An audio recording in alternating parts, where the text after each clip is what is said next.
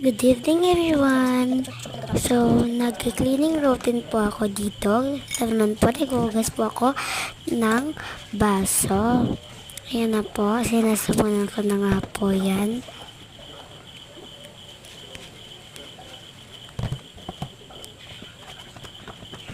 Yan nga po, yung bula-bula pa nga po ng sabon.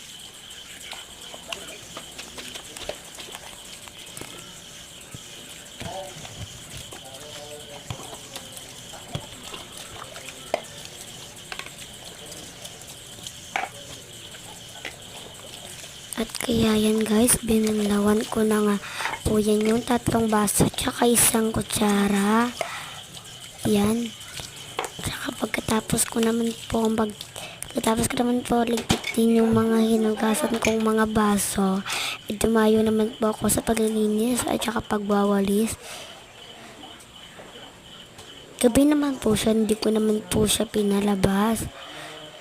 Dinaspan ko lang ngayon. Natawa pa nga ako sa ginamit. Tignan mo yung walis ko. Yan ang nga binago ko.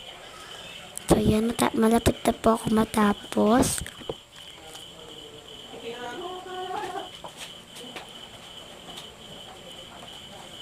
Yan na nga po.